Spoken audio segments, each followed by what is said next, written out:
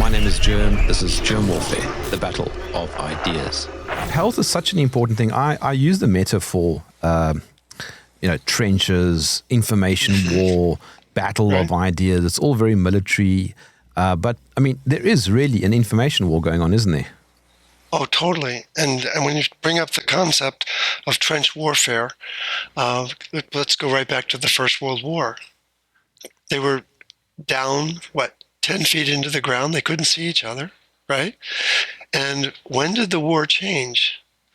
When General Pershing came over in 1918, and he asked to have a battlefield map made of the entire theater.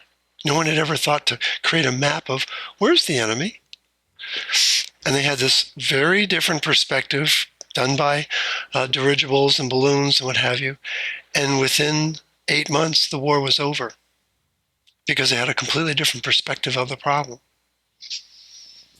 I like that. A different perspective of the problem. That's a big deal. It is a big deal. That's what it's all about. And so if you go back in time, go back to the 1850s, you had Louis Pasteur, who everyone's heard of, and just so people know, his PhD was from a correspondence program in pharmacology. It was a 1-year program. And he was arguing with the most decorated scientist in Europe, Antoine Béchamp. He had 2 PhDs. He had an MD degree. He had all the citations. And so basically, Antoine Béchamp was arguing with the village idiot. But the moneyed interest of Europe were backing Pasteur because they knew there was more money to be made in focusing on the particle, not focusing on the energetic field. That's the key. If people don't understand that pathogens can't survive an energetic field, that's the whole point. Okay, so what is your central thesis? Great question. The central thesis is that there's a 3-ring circus that runs life on planet Earth. And it's a battle between copper, iron, and oxygen. And if those are not in balance and in homeostasis with each other, we get what's called oxidative stress. You and I know that as a rusty nail, rusty pipe, rusty car. But inside our body, it's a breakdown of the metabolism. It's plaque. It's all sorts of problems. And so the real issue is if we're not making energy, we're making oxidative stress. And the reason why the title is so important, first we're highlighting the symbol for copper, because copper is the cure, because copper not only enables us to make energy, enables us to clear exhaust, the oxidative stress, but copper has a unique ability on the planet to regulate iron and oxygen and not create a problem. It's the only element on the planet that can manage both at the same time and keep them in proper regulation. And the only place this isn't taught is in doctor school, which I think is insane. And so the phrase that we use within the RCP, within the root cause protocol, is ignore the enemies, the pathogens, the heavy metals, the toxins, ignite the energy. And so the word fatigue is used in the title because it's the number one reason why we go to the doctor. I'm tired. I just don't have the energy I need. But it has a scientific meaning, cellular energy deficiency. And as soon as you have cellular energy deficiency, symptoms rise. That takes you to the doctor. The doctor looks at your symptoms and like a Ouija board says, oh, you have XYZ syndrome. Then they tattoo that over your forehead. You run back home, go onto Google and see XYZ syndrome. Wow, that's exactly what I have. Those are all my symptoms. And people don't realize that the whole thing is theater. It's a narrative. There is no disease. The symptoms are real, but the concept of diabetes or heart disease or kidney disease, it's stress-induced mineral dysregulation, which causes metabolic dysfunction, which causes energy loss, which creates symptoms, and that gets us to the doctor to find out what disease we have. There is no disease. Well, just for context, Yeah. you spent over 30 years in the medical system. I know the belly of the beast. Yes. And it's very daunting and impressive. But have you ever seen the movie The Wizard of Oz? Yes. Okay. The most important scene in the movie is when Toto goes over and pulls the green curtain back. I'm Toto. And I'm pulling back the green curtain on the medical system. And they don't know how energy is made. They don't know how bone is made. They don't know how blood is made. And they don't know how babies are made. How do I know that? Because all four of those events, seminal events in human lifespan, require copper. And guess what the one word that's never used in medical school is? They never use the word copper. It's like Voldemort in Hogwarts Academy. So you are tapping your heels together and saying there's no place like home. That's right. Exactly.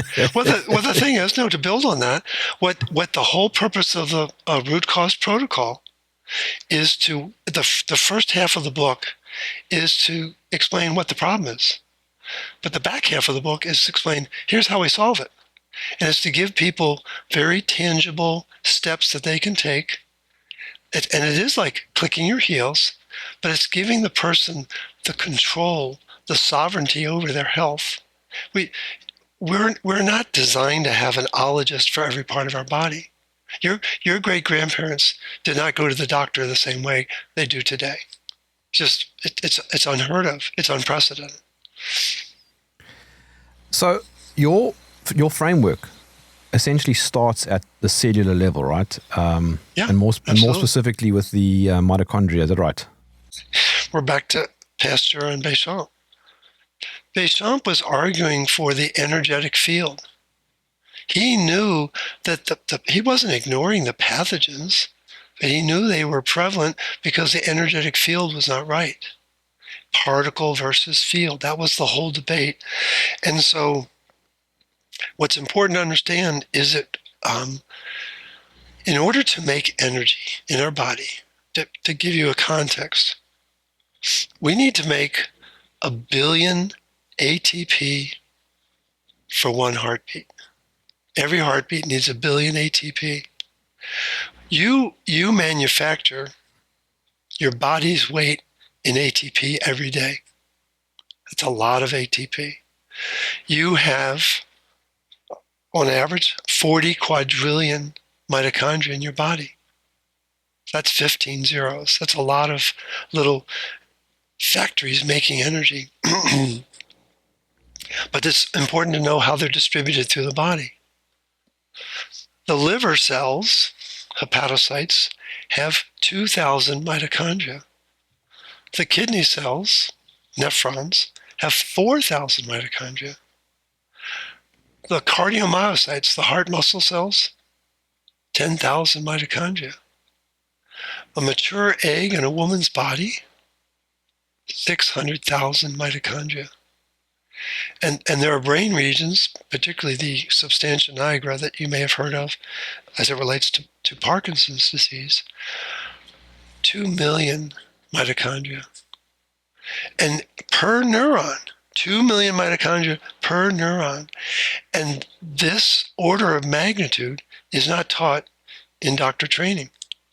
They don't understand that if the energy production begins to falter, symptoms will follow.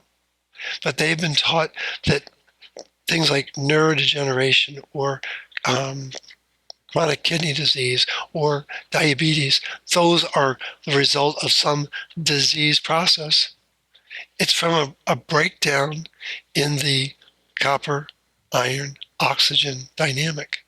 And I've read 12,000 articles. It's not me making stuff up. It's I've stepped back to reflect on it and really I'm standing on the shoulders of giants before me who've really made these insights. But It's never been articulated. And so I'm just carrying the torch, trying to wake people up that, again, a lot of people are still sound asleep post-COVID. They're waiting for the next shoe to drop. And my whole message is, take charge. You got to take control of your body. And it's a very straightforward process of remineralizing the body, bringing back the nutrients, and just giving the body the grace and gratitude to do what it's designed to do.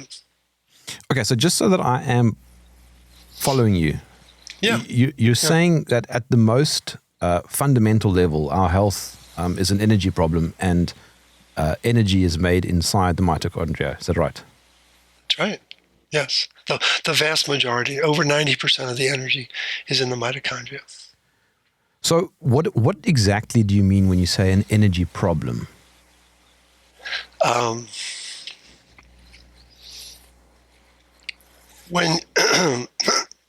So the process of making energy, when you go into the mitochondria, there's something called an electron transport chain. It's called ETC. And the electrons, I'm trying to make sure you understand this at the most basic level. The way energy is made is we need to turn the oxygen that we breathe into water. And that's happening inside the mitochondria. And what's important to understand is that oxygen is about 21% of the air we breathe. The rest is nitrogen. Oxygen is not our friend. We can't live without it, but we can't age without it either. And so we have within our blood proteins called hemoglobin that are carrying oxygen. And thank God they do. They're really good at it. But 80% of the iron we have in our body is a waiter, carrying oxygen one way, carbon dioxide the other. But what happens is when the blood gets to the mitochondria, the oxygen is offloaded and goes into this electron transport chain. And the most important chemical reaction on planet Earth is in complex 4. There's 5 complexes in the mitochondria, but complex 4 is called cytochrome C oxidase. You've probably never heard of it. It's a copper-dependent enzyme. And I'm going to bet that you live in a home that has a kitchen, right? And the kitchen has a stove, right? The stove is made out of iron at a primal level. Does the stove know what's for dinner tonight? No. No. Does the stove know what temperature to turn the oven on? No. Does the stove know which burner to use? No. No. Every kitchen requires a chef.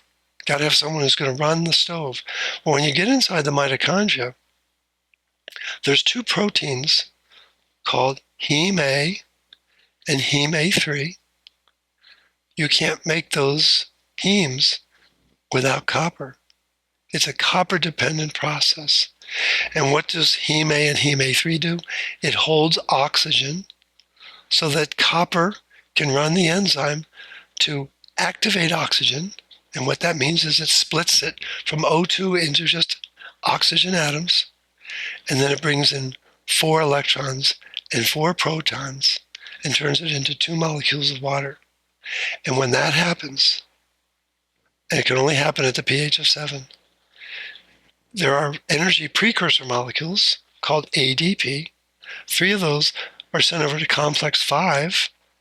And complex 5 is a rotor that's spinning 30,000 revolutions per minute.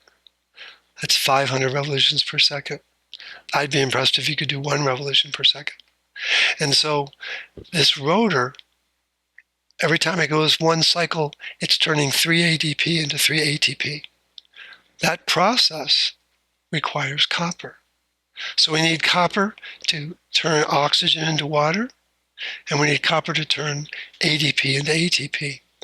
And every function in the body, especially the immune system, requires ATP. The immune system is totally dependent on being energized so that it can be aware of its surroundings, so it can discern what's happening. And we've not been taught the energy side of the equation. And so I'm challenging the worldview that health is when you don't have fatigue. And that's really what the research bears out. And the most important research that I came across is by a world-renowned geneticist named Douglas Wallace. You've never heard of him. He's here in the States, Jonas Hospital of Pennsylvania. And his signature article was in 2005. And he was admonishing his clinical colleagues. He said, you don't understand how energy is made in the body. And that's the very origin of the problem, is that doctors are trained to believe in diabetes. Doctors are trained to believe in kidney disease. And they never stop to say, is this tissue making enough energy in order to support the natural function of that cell and that tissue? And that's where the breakdown really occurs. So just for clarity also, because I know that, not everybody knows what ADP and ATP mean. Adenosine... diphosphate. It's 2-phosphate. And it turns into triphosphate. And there's a magnesium atom between the second and third phosphate, which is it's a really big deal. And so all I've done is dug into the literature to find out, where's the real breakdown? Where does the train come off the track? And so here's an example. What's your nationality of origin? Me? I'm South African. South African? Yeah. Okay. And your hair looks very dark, almost black. Right? Yes. Well, I'm a white South African, if you want to be more specific. I know. No, I understand. Yeah. But your hair is very dark. Mm.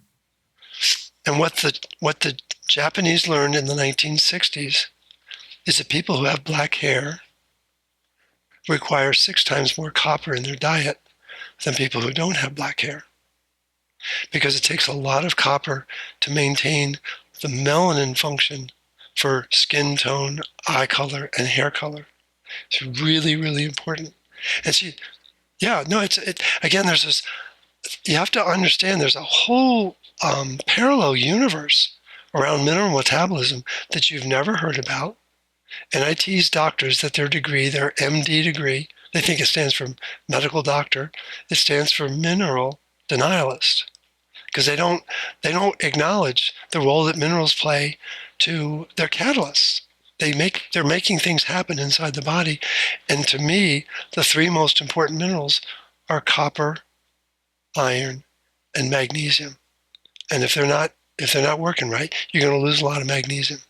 So we can very quickly get caught up in a highly academic discussion, but let's bring it back just to reality for the layman, right? So what does this mean? It means that our food system is not delivering what our ancestors were getting. It means that scientists have been studying these dynamics for over a century. It's a long time. It means that we've been taught to believe in disease, but we have not been taught, how does the body really work? How does the body respond to stress? And so the approach that we take within the RCP is, if you have stress in your world, you're going to have oxidative stress in your body. You're not going to be making as much energy.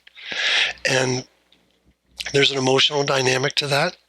And it's really important for people to realize that there's a whole nother domain of activity that they've never been exposed to that really explains why they don't feel well.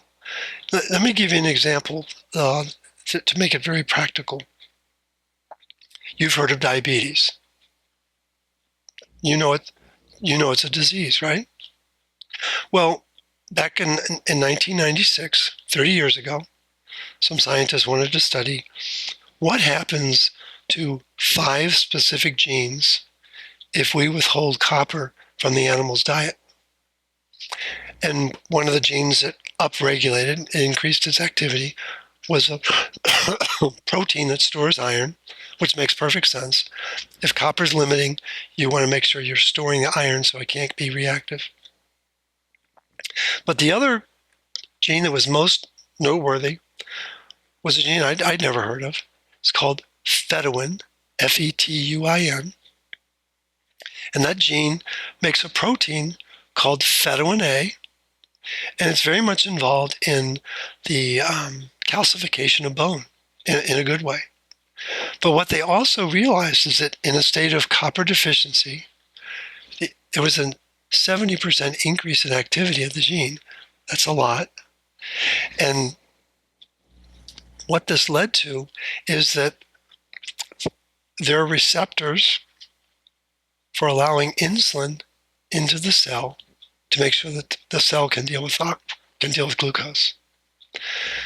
Those receptors are called tyrosine kinase receptors, and they need to be activated. It's just the way the body works.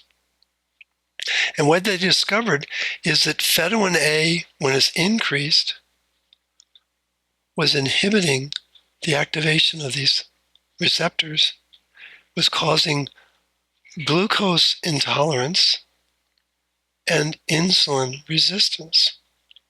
And what people have never been told is that, actually it's copper deficiency that causes diabetes. That's how significant it is. That's how important that research was from 30 years ago. It was a mind-bending study that should have changed medicine, but what did they do with the results? They swept it under the table because it blew up the medical model. The medical model is disease exists. We have medications that are going to treat it. We don't have diseases that are going to cure it. We just treat disease. Ever since 1992, we don't cure anything. We just treat it. And a colleague, when I was proposing this title, said, he's a lawyer, he said, "You sure you want to use the word cure?" I said, absolutely. And so the public doesn't have, and I'm not suggesting that everyone become biochemists, that's not the point. Our body is incredibly designed. It's a very simple architecture. And the blueprint that runs our metabolism and our immune system requires energy, period. And if we don't have energy, again, back to what's the number one reason why people go see their doctor? Fatigue. It's well documented. And so they'll go in and they'll be given 10 different reasons why they have fatigue, except the most important one. Your minerals aren't right. And again, doctors have not been taught that foundational role that minerals play to communicate, to catalyze activity inside the body. And so the green curtain is fully drawn, and people don't know that there's a snake oil salesman moving the dials. And all we're trying to do within the root cause protocol is reveal the true inner workings of the body. So to reference Bayesham, like you did earlier, you're arguing that the terrain is very, very important. Absolutely important. Absolutely. Yeah. And again, we've been trained to believe that it's the pathogen, the particle that we need to focus on. The germs, right? The germ warfare, right? And that's right. And so, again, back to the First World War, we've changed the plane of understanding and the perspective. We've asked the question, why are the germs there to begin with? What are they feeding on? All pathogens feed on iron. Why is the iron stored in the tissue? Because there's not enough bioavailable copper to recycle it properly in our tissue. There's a very predictable reason why iron starts to accumulate, starts to build up pathogens, starts to create all sorts of toxic activity. And we're taught to detox, but we're not taught how to make energy. Now, you are referring to chronic disease, not, for example, flu that I had 2 weeks ago. Right. Well, again, the flu is just a way for the body to clear the excess debris that's there. And so it's a natural byproduct of our immune system. I mean, again, it's all conditions. And again, I'm not a Luddite. I know that there are genetic conditions like Wilson's disease. It's a very specific condition. Or that there are aspects of different conditions that involve genetic mutations. But again, when you begin to pull back the curtain, you find out, wow, all of these problems are caused by iron dysregulation at a nuclear level. You mentioned diabetes, but I mean, what about type 1 diabetes, which seems to be genetic? It appears to be genetic, right? It's actually a pathogen. It's a parasite that has taken root in the pancreas. That's been pretty well documented now. But again, there's no money to get rid of the parasite, is there? There's no money in healthy humans, is there? I mean, the whole paradigm of medicine is based on treating conditions, not curing conditions, treating conditions, and taking advantage of the public's lack of understanding about how energy is made, how energy is lost, the role that stress plays in our lives. And what's very, very important is for people to realize that if you have chronic stress, you're going to have chronic fatigue. One begets the other. And it's just getting people to understand that the stress changes the way iron is metabolized in the body. So is that why you say that being anemic, for example, is not about having a deficiency in iron, but more of an unregulated a state of iron? Right. So what the World Health Organization would tell us, and I think they've lost a little standing since 2020, but what they would tell us is that a third of the earthlings on planet Earth are anemic. Let's step back from that. What's the number one element on planet Earth? Iron. 36% of the Earth's composition is iron. Prior to 2020, I would have argued that humans were the most evolved species. Now I'm not so sure. But the argument would go, so the most evolved species on the planet can't metabolize the number one element. That doesn't make sense. And so it turns out that there's many different forms of anemia, but there's two dominant forms. There's absolute iron deficiency, and there's my mind just shut down. Absolute and functional iron deficiency. And so people don't know that there's a distinction between the two. We are led to believe that everyone who shows low iron on a blood test is struggling with low iron in their tissue. And that's not the case.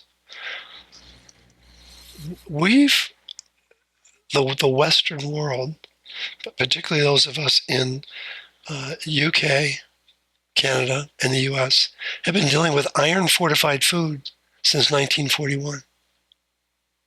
It's a big deal. Here in the States, they increased it. They wanted to increase it 300%, but it was brought back down to a 50% increase in 1969. So we've been exposed to a lot of iron.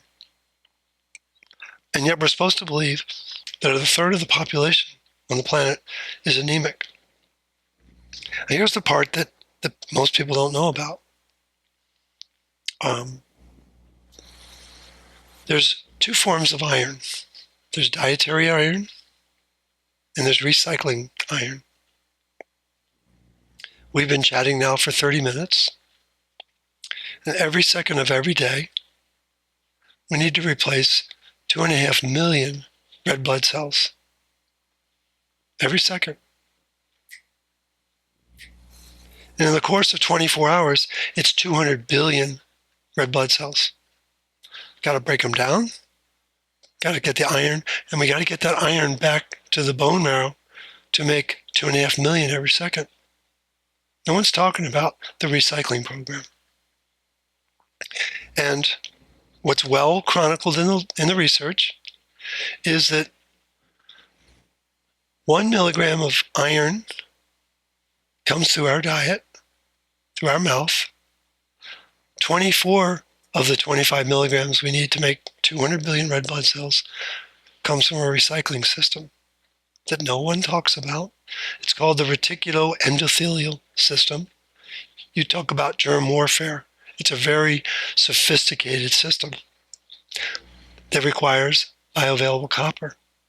You can't run that system without copper. No one knows that. Who was it who identified the fact that we only need 1 milligram of iron a day? It was two famous scientists in the UK, McCants and Widdowson, back in the 30s.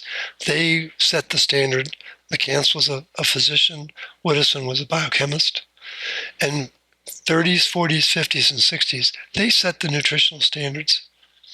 Their textbook is in its 18th printing, and it's still used today in schools of nutrition. But nobody knows about McCants and Widdowson. Nobody knows we only need 1 milligram of iron. Everyone thinks they need to be getting 20, 25, maybe 50 milligrams of iron through their diet, and it totally messes up the mechanics and the physiology of the body. And so it's very important for people to realize that the body has a very sophisticated program of dealing with the iron that's not well understood in conventional circles. And most iron that's added to processed foods is carcinogenic. Yeah, it's non-heme iron. And there's 9 different forms of non-heme iron being added to the food. And it was an iron toxicologist from Canada, Jim Moon. He's no longer with us, but he published a book in 2008, and he profiles in exquisite detail just how much exposure we have to iron and what it's doing metabolically inside our body. Now, you've made a very interesting comment about blood donation and how it can, it's a type of regulated bleeding that can help that overload. Right. Do you know when bleeding fell out of favor? When the Royal College of Physicians was founded in the 1600s, because they knew it was helping people. And so here in the States, the Red Cross has done a number of longitudinal studies, and people who donate blood regularly outlive people who don't donate. And it turns out that 95% of people do not donate blood. Only 5% are willing to give up their blood. But they're the ones that are going to outlive everybody else. And it's a real tonic. It gets rid of excess iron. I can assure you, even at your youthful age, you have too much iron in your body, and there's a way to calculate it. And this is not my formula. This is the formula that's used by iron biologists all over the world. Take your age and multiply it times 365, and you find out how many milligrams of iron you have. So I'm 73 times 365. That's 26,000 milligrams of iron. Men are designed to have 5,000. Women are designed to have 4,000. And everyone who's listening to your program has a multiple of 3 or 4 times more iron than they should have. And they don't know that there's a price to be paid for that excess iron getting stuck in the tissue. It doesn't show up on the blood work. Low iron on a blood test is not low iron in the body. It means that the recycling system is not working efficiently. And that's the most important thing for people to understand, is that the properties of iron are very unique, and the blood test is not perfectly representative of the body. Again, it's one of the most important things for people to understand. And yet, simultaneously, you argue that just about everybody is deficient in magnesium. Well, there's decades of research to back that up, but it's important to know why. And probably the greatest magnesium researcher was a woman named Mildred Seeley. She was a physician here in the States. She got her degree in the 60s. And she started her career in big pharma. She was researching drugs. And when she realized that every drug she was working on was causing magnesium deficiency, she left big pharma, and spent the next 50 years of her life educating people about the importance of magnesium. But here's the part that's really important for people to understand. You can take a bucket full of magnesium and you'll correct symptoms. And that's great. You know, the cramp in the foot, the twitch in the eye, the bowel movements will be smoother and things like that. But what people need to understand is there's a reason why magnesium is being lost, and it's caused by stress. I coined the phrase the magnesium burn rate. If you have more stress, your magnesium burn rate is going to go up. But here's how it really works. If you don't have enough copper in your diet, iron's going to rise in your body. That iron is going to interact with the oxygen and create what's called oxidative stress, back to the very beginning of our conversation. And the oxidative stress is going to cause the magnesium loss. And so what we're focused on is we know how important magnesium is. We don't just want to treat the symptom. We want to get back to, let's correct the copper-iron dynamic, bring energy back into balance, and allow the body to stop losing so much magnesium. It's a very different approach to solving the problem. But if so many people are deficient in magnesium, what causes that depletion? Well, part of it is it's not in the food the way it used to be. If people think the food they're eating today is like their great-great-grandparents, they don't understand what's going on the planet. And there's a lot of information out there about the impact of farming chemicals on the availability of minerals. So it's not in the food system. And do you know anybody who's under stress? Did you know? Loads. Loads, like everybody, right? Again, if you have stress in your world, you have oxidative stress in your body, and you're going to lose magnesium. It's an axiomatic expression of how the body's response to stress. And so it's a chronic condition. And what we're trying to do is get people to realize that there is the stress component, but there's also a biological component. We've got to make more energy. That's going to require more bioavailable copper, going to require more conversion of oxygen into water, so we can respond to that stress. And one of the best definitions of stress I've ever come across is by a U.S. functional doctor named Mark Hyman. He's at the Cleveland Clinic. And it's a wonderful definition. Stress is the body's inability to make energy for the mind to respond to its environment. And so the whole goal within our protocol is help people make more energy so they can respond to their stress and not lose their minerals. That's the whole goal of the program. And avoid vitamin D3. How much time do we have? So the part that people don't know is that there's a price to pay for vitamin D only supplements.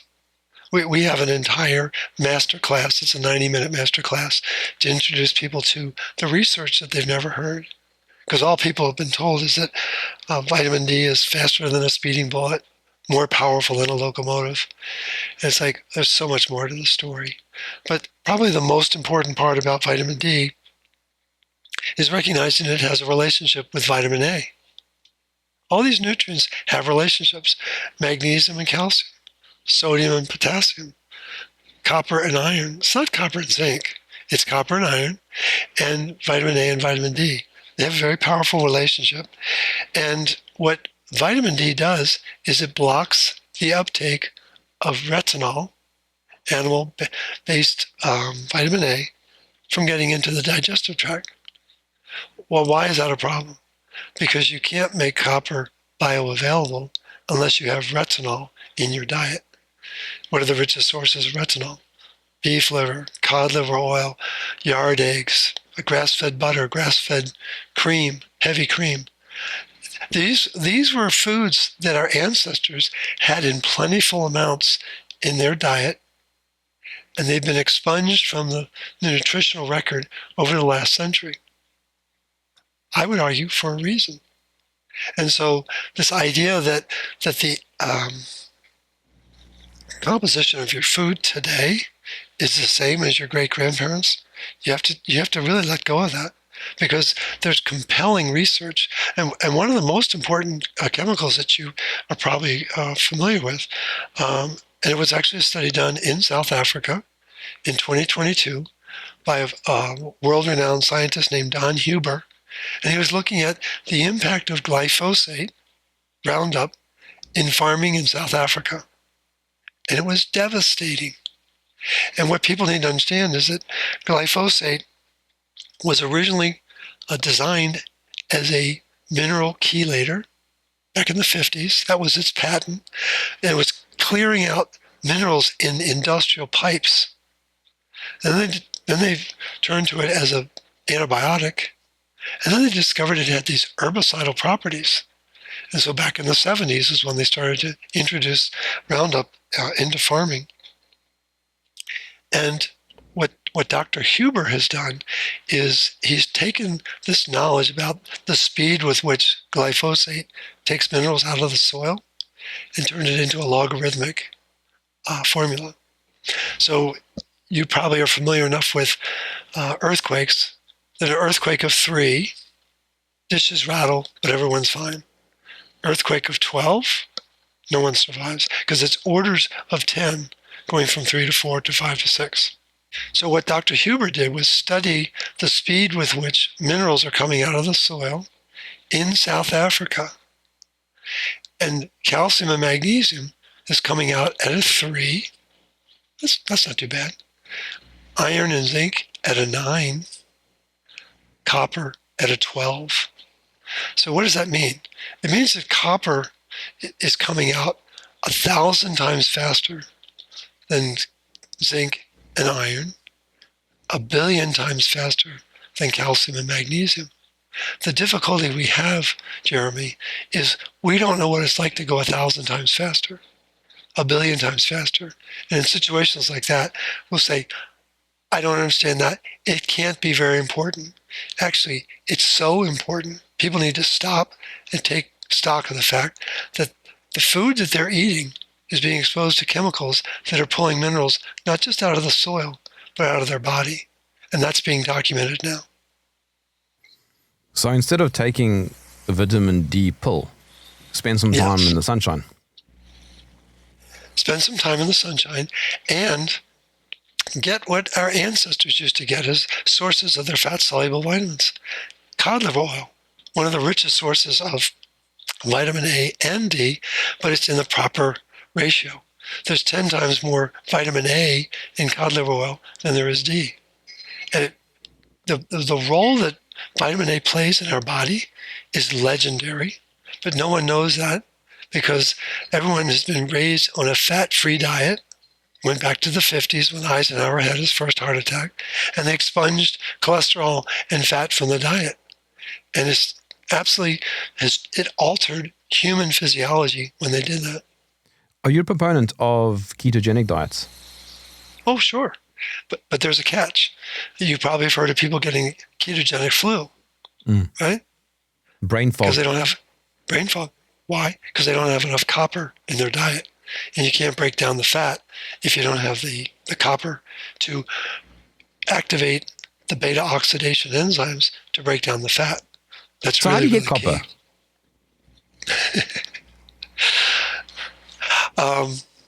copper? Historically, right? Historically, we would have gotten it from organ meats. We would have gotten it from shellfish. We would have gotten it from nuts and seeds. We would have gotten it from leafy greens, collard greens, mustard greens, beet greens. But in the modern era, we're challenged because the food system has changed. Copper is not prevalent. Let me put it in perspective. In the 1930s, our ancestors were getting 4 to 6 milligrams of copper in their daily diet. 30 years later, 1960s, they were getting 2 to 5 milligrams, slight drop. Today, the recommended daily allowance for copper is 0.9 of 1 milligram. You can't run the body with that small amount of copper. And now we're facing not just this diminished expectation of what we're supposed to take, is that the environment does not deliver the copper like it used to hundreds of years ago. And so during COVID, during 2020, it was actually March of 2020, when I began to reflect on what was then called the COVID cocktail. And what was the COVID cocktail? High dose ascorbic acid, high dose vitamin D, and high dose zinc. And people were told, wink, wink, they were told this was going to prevent the virus from infecting them. I knew as a mineral biologist that it was going to kill copper inside the body. And so in April of 2020, I renamed what COVID stands for. COV stands for copper's vanished, and ID stands for iron's dysregulated. As soon as copper's down, iron is going to take off from the body. And what do you think COVID was? It was a cytokine storm. That's really what killed people, was the cytokine storm. That can't happen in a body that has bioavailable copper. That's a fact. And there was only one paper that I found from France that acknowledged that fact. Everybody else was talking about the COVID cocktail and, oh, we need zinc to, kill the replication of the virus. The part that people don't know is that every pathogen on planet Earth caves in the presence of copper. It's not a metabolic process. It's just energetically, it can't survive copper. And so that was completely kept off the record. And people were chasing their tail, running from this mystical condition. And the problem is, we haven't really progressed very far in the last 5 or 6 years. But what I decided to do in 2021 was inspire the creation of a copper product called Recuperate. And it dovetails beautifully with the protocol, because we have what are called stops and starts. And one of the key starts is begin to incorporate copper into your diet. And so what this product does is it has desiccated beef liver, spirulina, turmeric, boron, and 2 milligrams of copper bisglycinate. And it's the power pack that our body is looking for. So it's just the idea of getting copper the way our ancestors did has changed dramatically across the planet. Is there correlation between iron accumulation and aging?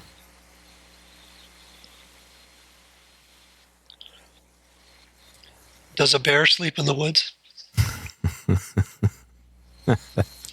It is so basic. So how old are you, Jeremy?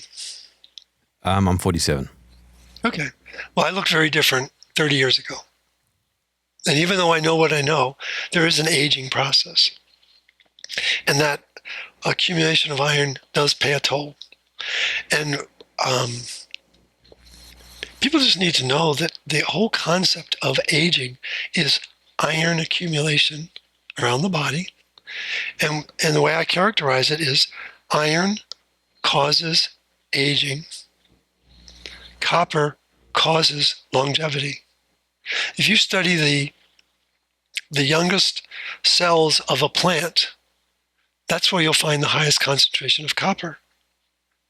Those young cells that are very vibrant, looking to grow, they're going to have the highest concentration of copper.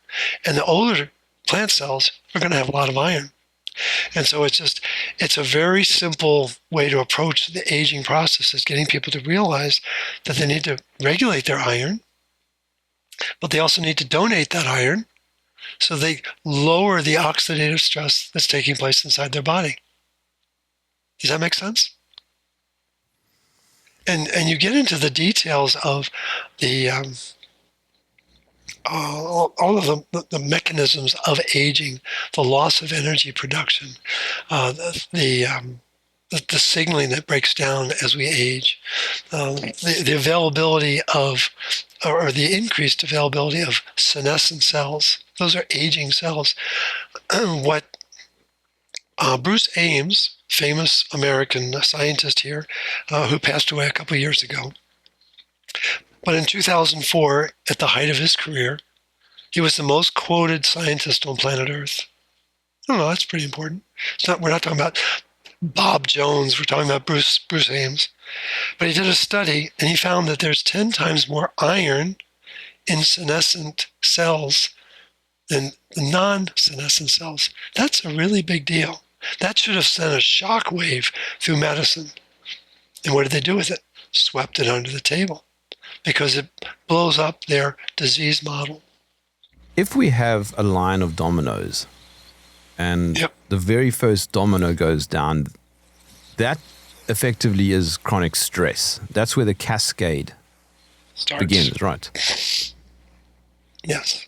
Yes. And the key, back to your interest in magnesium, it isn't just that you have stress, it's that your perception of stress is what really amplifies whether it's a problem or not. So what might stress you out, I may just not even take mind of it, vice versa.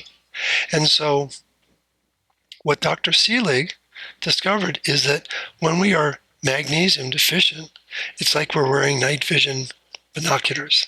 Everything is bigger and brighter than it really is. And there's an enhanced response to the environment and a more exaggerated response. And that's very energy depleting, and it's very stressful for the body to have to be in that state all the time. But there's no question, the perception of stress is the key to understanding, what's happening in my environment. And again, we're right back to Pasteur and Béchamp. So what happens is that if I'm following you correctly, your adrenal glands require various enzymes to make cortisol, and then when you are chronically stressed, then you start burning through copper and magnesium and retinol at as you argue, an accelerated rate. That's exactly right. That's exactly right. And the adrenal glands, they require minerals to work. They require whole food vitamin C. They require retinol. They need vitamin A. They don't work without vitamin A. And then the nutrient that's most important, that most people resist vehemently, is they need vitamin Z. They need sleep. They need rest. And they need to decompress from all the stress. We live in a very switched on environment. Everyone's worrying about the latest news. They got to stay up all night to see what's going on. And that's very, very hard on the stress response. And that creates adrenal fatigue. Absolutely does. Yeah.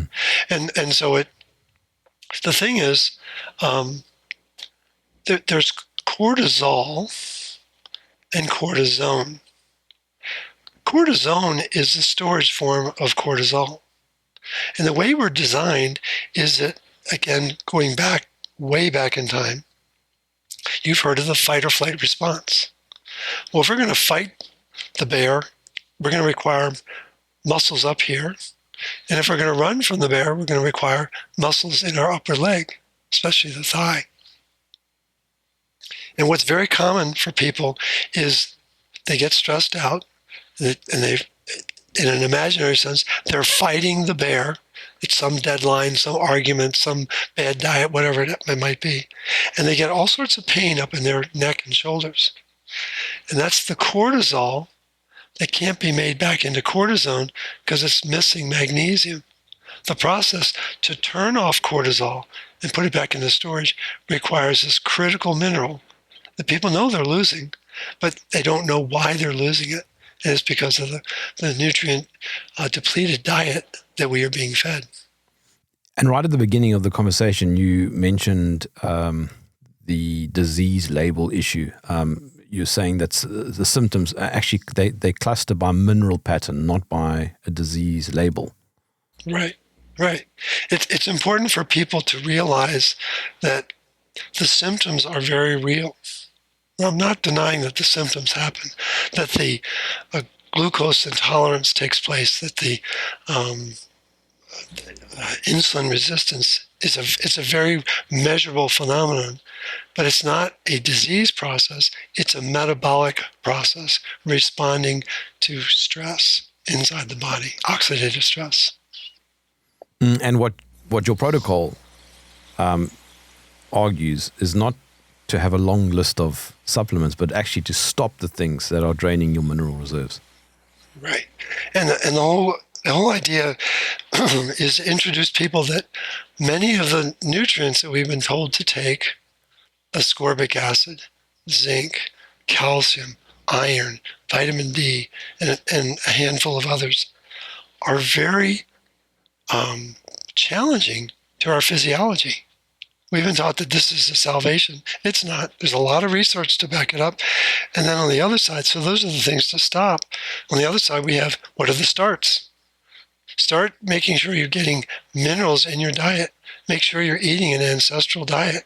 Make sure you're getting whole food vitamins, not these pretend synthetic things that we've been given for decades, but to allow the body to work with what Mother Nature designed our physiology to run on. And once you begin to do that, the body just perks up. It knows exactly what to do.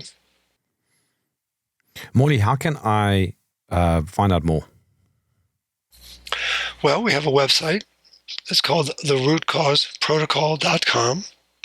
On that website, people can go to the resources tab. And within the resources tab, there's something called the starter guide.